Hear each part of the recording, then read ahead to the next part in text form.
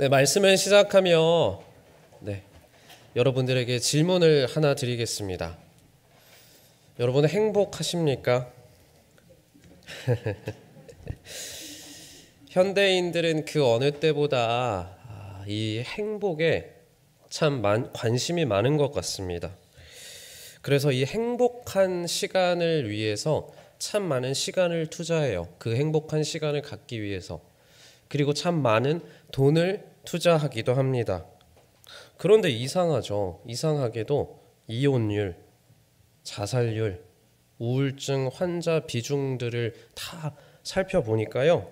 오히려 우리나라가 훨씬 더 못 살던 이전보다, 과거보다 지금이 훨씬 더 불행해졌다라는 사실을 우리는 이미 다 알고 있습니다.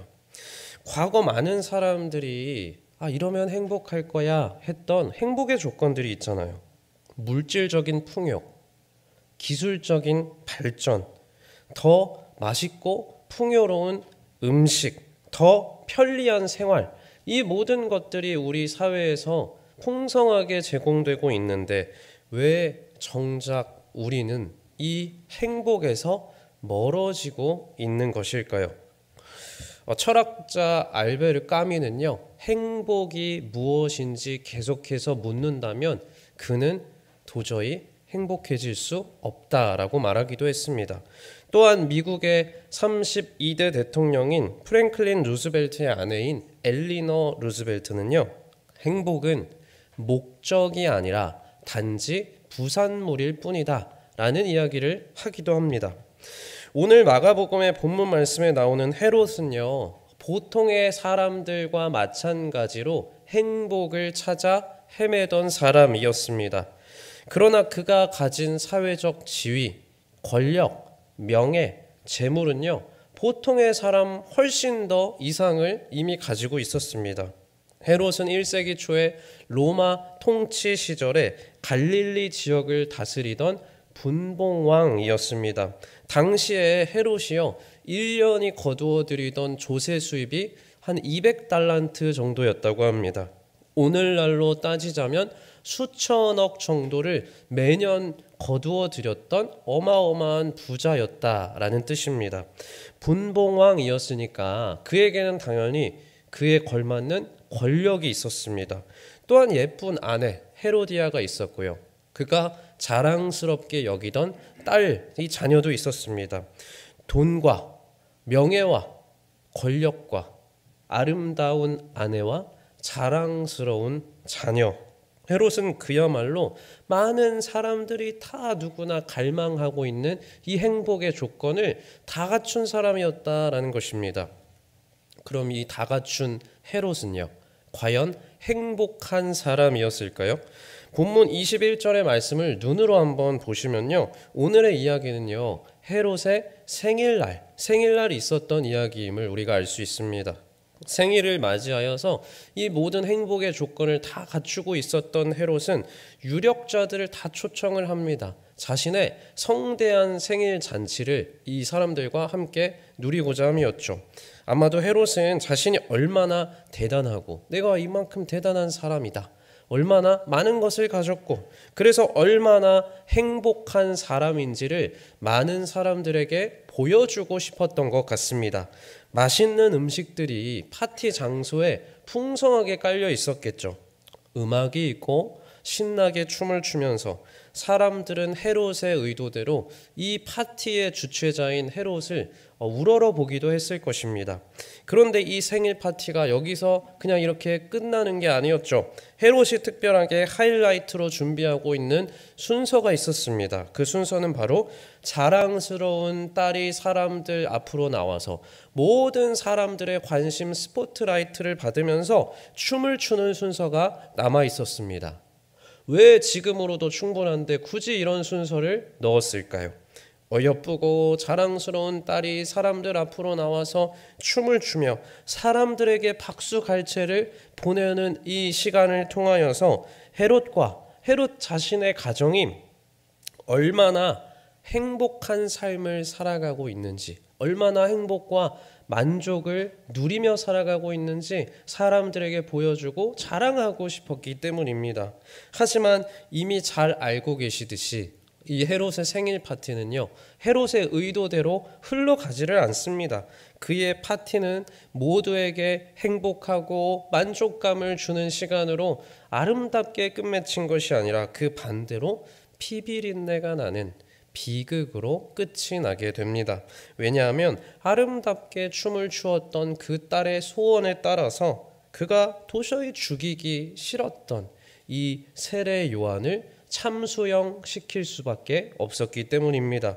세례 요한의 머리를 달라, 쟁반에 얹어서 달라라는 이 딸의 요청과 함께 맛있는 음식과 포도주를 즐기면서 흥겹게 파티에 참여했던 이 사람들 사이에는요, 이제 그 말과 함께, 그 소원을 말함과 함께 긴장감이 넘쳐 흘렀을 것입니다.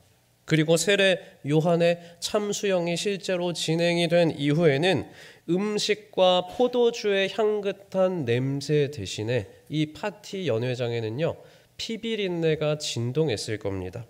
당시 많은 사람들에게 존경을 받았던 이 세례 요한이 눈앞에서 죽어가는 것을 사람들이 다 지켜봤잖아요. 지켜보면서 헤롯뿐만 아니라 대부분의 사람들에게는요, 속이 시원했을까요? 끔찍했을 겁니다. 두려웠겠죠. 불안하고요, 불편한 감정들이 이렇게 올라왔을 겁니다. 파티가 끝난 이후에 사람들은 집으로 돌아가면서 어떤 얘기를 했을까요? 헤롯 왕은 정말로 행복한 사람이야.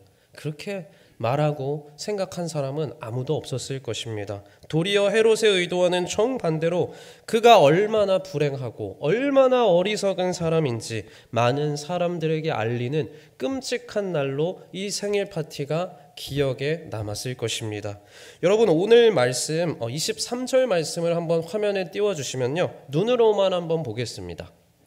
눈으로 보시면 헤롯은 파티의 분위기에 취해서 그 분위기가 최고조에 달했을 그때에 그 딸에게 네가 정말로 원한다면 이 나라의 절반이라도 띄어서 너에게 주겠다라는 말까지 합니다.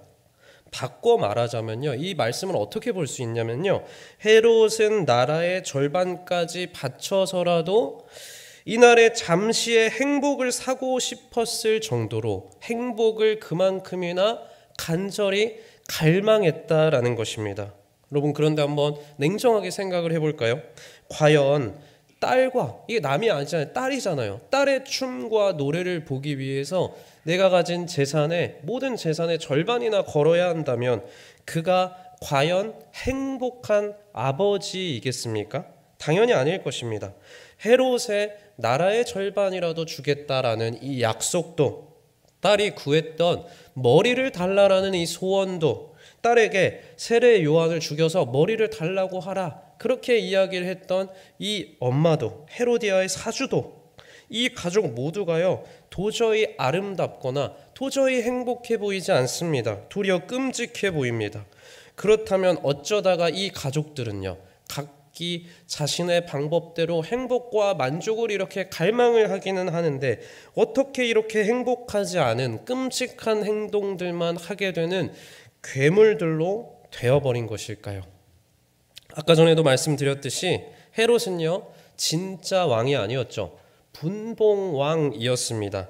진짜 왕은요, 누굴까요? 당연히 온 나라를 통치했던 로마의 황제였죠. 헤롯은 로마 황제가 세웠던 총독과 별 다를 바가 없는 인물이었습니다. 그게 현실이죠. 그런 그가 실제로 나라 절반의 통치권을 마음대로 다른 이에게 자기 신이 하고 싶다고 해서 그렇게 넘길 수도 없었을 것입니다. 왜냐하면 일단은 로마 황제에게 허락을 받아야 했기 때문입니다. 그렇다면 헤롯의 말은요, 분명하게 지킬 수 있는 약속이 아니라 지킬 수 없을 수 있는 허세일 뿐입니다. 헤롯은 자기 과시의 욕구를 허세스럽게 표현을 했다가 뜻하지 않게 자신의 파티를 망치게 되었고, 자신이 죽이기를 원치도 않았던 세례 요한까지도 죽이게 만들었던 것입니다. 여러분, 예나 지금이나 많은 사람들이 행복을 다 갈망을 해요. 그런데 진짜 내가 행복할 수 있는 방법을 갈망하는 것이 아니라 남들에게 행복해 보이기 위해서 아니면 사회가 제시하고 있는 행복의 기준에 나를 억지로 끼워 맞추기 위해서 애쓰며 살아가는 사람들이 참 많다라는 것입니다. 그래서 솔직한 나, 있는 그대로의 나, 창조 질서 하에서 참 자유 가운데 행복한 나의 모습으로 이 땅을 살아가는 것이 아니라 행복해 보이는 나를 인위적으로 만들기 위해서 자기 과시, 허세를 부리며 살아가고 있다라는 것입니다. 하지만 헤롯의 경우에서도 보셨듯이 이 자기 과시는요, 결코 행복을 보장해 주지를 않습니다. 행복을 보장해 주지를 못하죠. 그리고 자기 과시에 목이 말라 있는 사람은 반드시 자기 자신을 어떻게 표현할까요? 과장해서 표현하게 될 수밖에 없습니다. 왜냐하면 남들에게 행복해 보여야 하기 때문입니다. 그래서 때로는 실제 자아가 아니라 자신의 머리와 자신의 마음에서 기대하고 만들어 놓은 이 과장된 자아를 실제 자신의 모습인 양 착각하면서 살아가기도 하죠. 그래서 자신이 속한 공동체에서 내가 인정을 조금 못 받아요. 내가 기대했던 만큼 그 열심히 했던 일이 이루어지지 않아요. 자신의 현실과 자신의 기대 사이에서 또 괴리감을 느끼기도 해요. 그럴 때 쉽게 좌절한다는 특징을 보입니다. 그리고 힘이 드는 거죠. 현실을 부당하다고 쉽게 말합니다. 이건 불공평해. 현실 부정을 하고 원망만 늘어가게 되는 것입니다. 이처럼 과장된 자아상을 가지고 살아가는 사람이 과연 행복할까요? 당연히 현실 직시를 바로 하지 못하면 불행할 수밖에 없습니다. 내가 기대하는 과장된 나와 내가 실제로 살아가고 있는 과장되지 않은 나의 현실이 당연히 다를 수밖에 없기 때문입니다. 그렇다면 어떻게 해야 나의 이 과장된 자아상을 깨부수고 있는 그대로의 솔직한 나를 마주하고 그렇게 살아갈 수 있을까요? 겸손하게 마음을 먹으면 되겠습니까, 여러분? 그렇게 살기 위해서 겸손하게 과연 마음을 먹으면 내가 더 행복해질까요? 내 눈을 낮추고요, 내 미래에 대한 기대를 더 낮추면, 아예 없애버리면 그러면 우리가 더 행복해질 수 있겠습니까? 진짜 나를 그러면 만날 수 있겠습니까? 행복하기 위해서 목표치를 낮추라고만 한다면 우리에게 더 이상의 발전은 없겠죠. 나태함과 안주함만 남게 될 것입니다. 발전을 멈추고 기대하지 않는 것, 이것은 결코 답이 아니다라는 것입니다. 그럼 이제 어떻게 해야 할까요? 우리가 진짜 행복하기 위해서는요, 올바른 자기 자신을 발견하는 수밖에는 없습니다. 이게 무슨 말인지 알기 위하여서 오늘 말씀 19절과 20절의 말씀을 우리 함께 읽어보겠습니다. 헤로디아가 요한을 원수로 여겨 죽이고자 하였으되 하지 못한 것은 헤롯이 요한을 의롭고 거룩한 사람으로 알고 두려워하여 보호하며 또 그의 말을 들을 때에 크게 번민을 하면서도 달갑게 들음이러라. 아멘. 헤롯은요, 딸이 자랑스러운 모습으로 춤을 출 때 원한다면 너에게 나라의 절반이라도 줄게, 이렇게 이야기를 했습니다. 그리고 아까 전에도 말씀드렸듯이 그것은 실제로 가능한 일이 아니라 과장된 헤롯이 말하고 있는 허세라는 것을 우리가 확인했습니다. 그러나 기대와는 다르게 딸이 생각지도 못했던 요청을 해오잖아요. 세례 요한의 머리를 구하자 헤롯의 내면이 어땠을까요? 이 말씀을 보시면 엄청난 내면의 갈등을 겪습니다. 왜냐하면 방금 읽었던 이 말씀이 증거하고 있는 것처럼 헤롯은 세례 요한에 대하여서 충분히 그가 옳을 수 있어, 그가 맞을 수 있어 라고 생각을 하면서도 동시에 그를 미워했기 때문입니다. 세례 요한이 말씀에서도 보셨듯이 헤롯을 크게 번민하게 만드는 존재였기 때문입니다. 이 말의 뜻은요, 헤롯이 평소에 세례 요한의 말을 들으면서 괴로워요. 이 세례 요한의 생명력 있는 말씀을 들으면서 이 내면이 괴로운 거예요. 괴로움과 동시에 그럼에도 불구하고 쉽게 떨쳐내지 못합니다. 그러면서도 귀를 기울여서 그 말씀을 듣게 되었던 거예요. 그 말씀에 생명력이 있었기 때문입니다. 세례 요한의 이 전했던 말씀이 그의 존재가 모든 것을 다 가진 헤롯의 존재를 뿌리채 뒤흔들었기 때문이죠. 하나님의 사람인 요한 앞에서 헤롯은요, 어떻게 섰을까요? 많은 사람들 앞에서 자랑스러운, 다 가진 세상에서 너무나 말하는 것들 다 가진 허세 가득한 나로 서는 게 아니라 하나님의 구원을 간절히 바라는, 두렵고 떨리는 죄인으로 이 헤롯이 세례 요한 앞에서 설 수 있었기 때문입니다.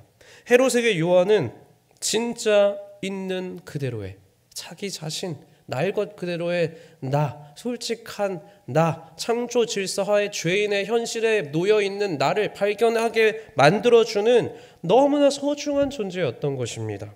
여러분, 헤롯은 지금 아직 세례 요한을 죽이기 전에요, 엄청난 자기 모순에 빠져 있었던 것입니다. 죄인의 모습으로 하나님께 엎드려 구원을 내가 바라야 돼 라고 생각하고 있는 나와 돈과 권력과 명예가 나를 행복하게 해줄 거야, 나를 구원해 줄 거야 라고 생각하고 믿고 있는 나가요, 지금 이 두 개의 나가 내면 가운데서 싸우고 있는 겁니다.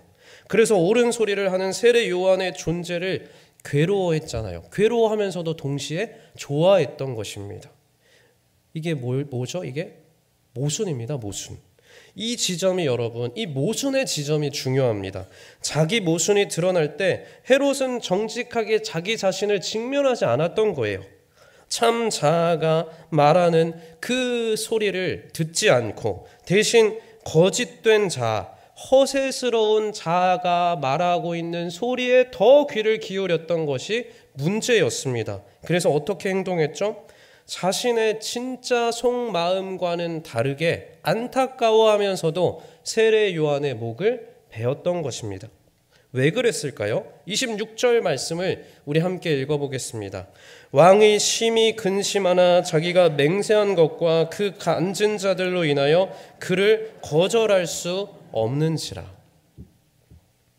헤롯은요, 이 말씀에서도 확인하실 수 있듯이 전혀 사실은 이 세례 요한을 죽이고 싶지 않았어요. 그게 솔직한 자신의 생각이자 참 자아가 말하고 있는 소리잖아요. 그게 내면의 소리였습니다. 그를 죽이면 안 돼. 그는 참 자아, 나를 발견하게 해주는 유일한 존재야. 그렇게 계속해서 말하고 있잖아요. 그런데 여기에 귀를 기울이지 않는 거예요. 다른 선택을 합니다. 심히 근심을 했어요. 하지만 이 말씀에서도 보시듯이 자신이 했던 그 맹세를 지켜서 나의 명예를 지켜야 돼. 왜 명예를 지키려고 해요? 그 명예가 나를 구원해 줄 거야 라고 믿고 있기 때문입니다. 그 부담감, 자신을 지켜보고 있는 사람들 앞에서 방금 전에 부렸던 그 허세 때문에 결국 그 딸의 요청을 거절하지 못했던 것입니다. 그래서 죽이게 됩니다. 그렇다면 반대로 생각을 해볼까요? 파티에 앉아있던 사람들은 과연 이 일에 대해서 헤롯과 같이 생각을 했겠습니까? 헤롯이 약속한 대로 세례 요한을 진짜로 죽이는 것을 보면서 저 사람은 정말로 행복한 사람이구나. 정말로 약속한 대로 명예를 잘 지키고 약속도 잘 지키는 신뢰가 있는 사람이고 그의 가정은 원하는 것을 이만큼이나 다 이룰 수 있는 참으로 만족스러울 만한 가정이구나라고 앉아있던 사람들이 생각을 했겠습니까? 당연히 아닐 것입니다.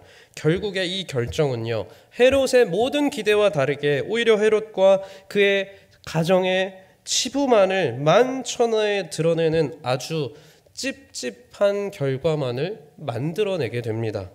그 찝찝한 결과들은 그러면 이후에는 또 어떤 일들이 있을까요?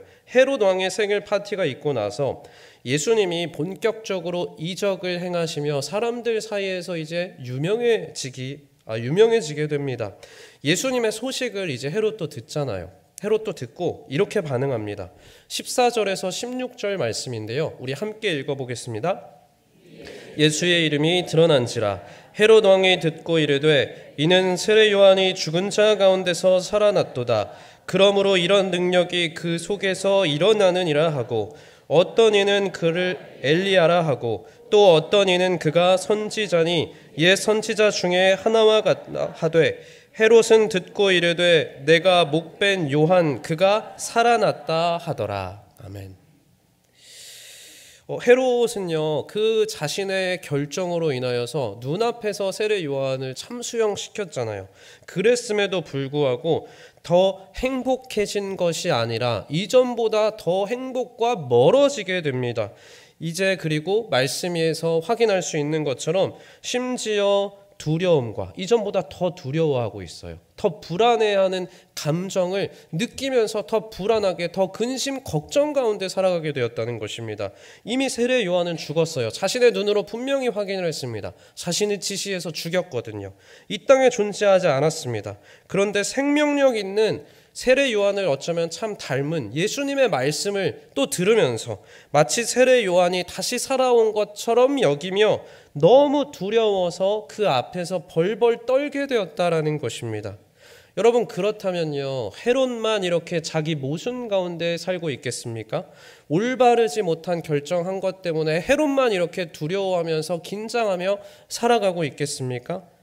예수님의 수제자라고 불리는 베드로도요, 엄청난 자기 모순을 경험했습니다.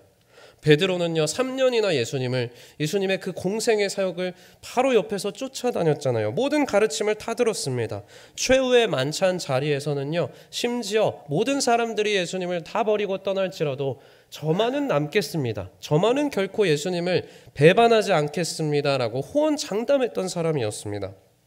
그러나 베드로는 예수님께서 예언하신 대로, 말씀하신 대로, 경고하신 대로 닭이 울기 전에 3번이나, 한 번도 아니고 3번이나 예수님을 부인하게 됩니다.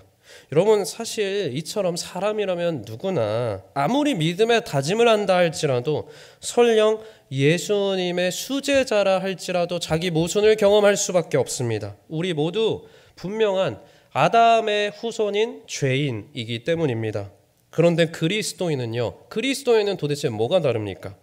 이 자기 모순을 직면하는 이 자리에서 하나님을 선택하는 사람들이 바로 그리스도인입니다. 하나님의 구원을 갈망하며 죄인의 모습으로 허세 부리지 않고 있는 그대로의 나를 이 모순의 자리에서 절망 가운데 끝내버리는 것이 아니라 헤롯처럼 이렇게 다른 선택을 했다가도 이 자기 모순을 발견하게 됐을 때 제가 바로 죄인입니다 말하며 고개를 숙이고 마음의 고개를 숙이고 하나님 앞에 나의 존재를 있는 그대로 가져가는 그 사람이 바로 그리스도인이라는 것입니다.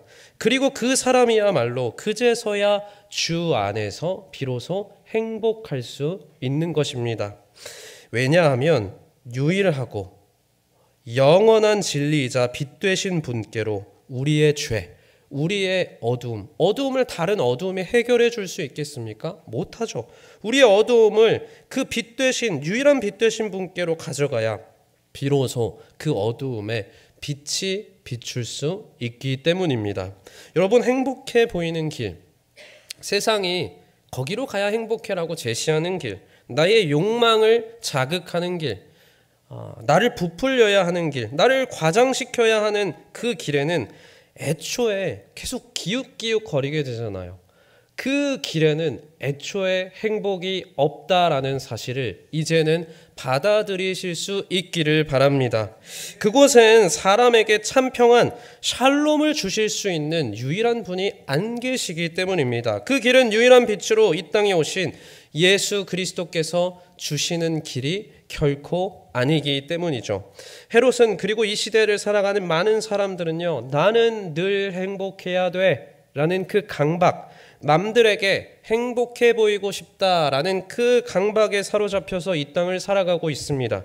그러나 하나님은 그 강박에 사실 누구나 사로잡혀서 인생을 허비하고 멸망으로 달려갈 수밖에 없는 우리에게 참 자유를 주시기를 원하십니다. 이 자유는요, 사실 행복이라기보다 기쁨이라고 표현하는 것이 사실은 더 성경적인 표현이 아닐까 생각합니다. 시편 30편 5절 말씀을 보시면 이런 말씀이 있어요. 우리 함께 읽어보겠습니다.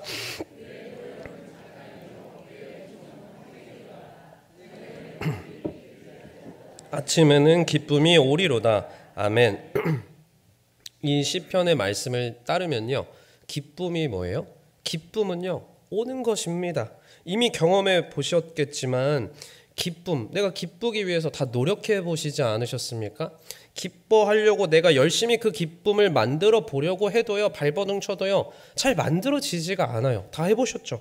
또한 잠시 기쁨의 때가 찾아오더라도요, 내가 이 기쁨을 영원히 좀 유지하고 싶어 아무리 발버둥 쳐봐도요, 그 기쁨은 금세 시간이 지나면 사라져버리는 게 현실입니다.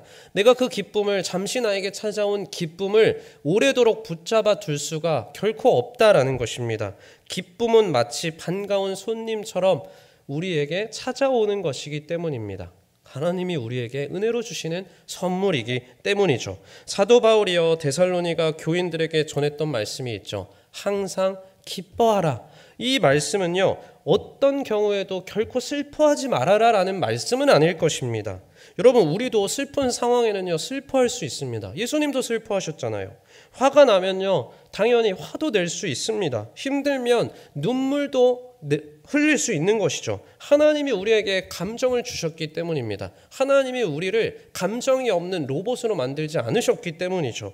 결국에 이에 따르면 성경이 말하는 기쁨과 만족은요, 내 상태, 내 상황에 대한 만족과 기쁨이 아니라 항상 변하지 않아야 항상 기뻐할 수 있잖아요. 항상 변하지 않는 하나님의 주권에 대한 만족임을 깨달아 믿으실 수 있기를 바랍니다. 내 인생과 내 생명을 향한 결코 변하지 않는 것, 너는 나의 소유야. 담임 목사님께서도 말씀하셨잖아요. 새벽 예배를 통하여서 이마에 이름을 적었다 말씀하셨잖아요. 너는 나의 소유다. 그 하나님의 주권에 대한 만족이라는 것입니다. 그래서 사도 바울은 내게 능력 주시는 자 안에서 내가 모든 것을 할 수 있습니다라고 고백할 수 있었던 것입니다. 이 사도 바울의 고백이 뜻이요, 자칫 잘못하면 그 빌립보서의 상황이 옥중서신이잖아요. 지금 감옥에 있습니다. 그럼 이 뜻을 잘못 해석하면 뭐가 될까요? 나는 지금 감옥에 있어서 좋아요가 됩니다. 이런 뜻이 당연히 아니겠죠. 바울도 우리와 같은 육체를 가졌습니다. 감옥에 있는 것이 좋은 사람이 누가 있겠습니까? 감옥 안에 있는 게 춥고 배고프고 고달팠을 텐데 당연히 사도 바울도 불편했겠죠. 그럼에도 바울이 저는 그래도 괜찮습니다. 저는 지금도 감사할 수 있습니다. 저는 감옥에서도 자족할 수 있습니다. 라고 말할 수 있는 이유는 하나님이 나의 인생을 붙들고 계시고 어떻게 인도하시든지 내 인생이 하나님 손에 정말로 붙들려만 있다면 나는 정말로 괜찮아.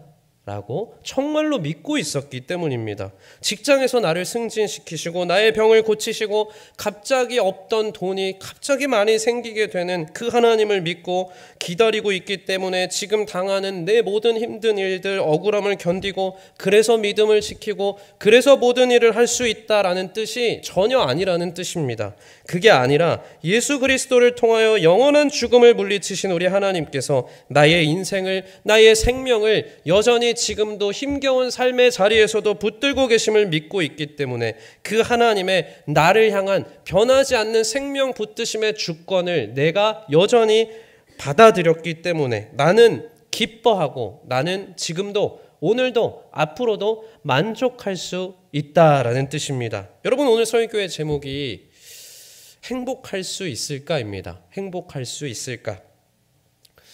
이제 뭘 좀 더 말씀해 보세요 하는 눈빛들로 다 쳐다보고 계시는데요. 이제 저는 여기서 설교를 마치려고 합니다. 그럼 이 질문, 행복할 수 있을까인데요. 여러분 이제 대답을 어떻게 하셔야 할까요? 여러분 여태까지 열심히 들으셨잖아요. 어떻게 대답하셔야 할까요? 내 인생과 내 생명을 붙들고 계시는 하나님의 주권을 제가 받아들였기 때문에 그 변하지 않는 사실 때문에 내 상황과 나의 상태를 뛰어넘어 저는 행복할 수 있습니다. 이것이 오늘 설교의 대답이자 결론입니다. 오늘 말씀을 기억하시며 주 안에서 참으로 행복한 한 해 보내실 수 있기를 간절히 축복드립니다.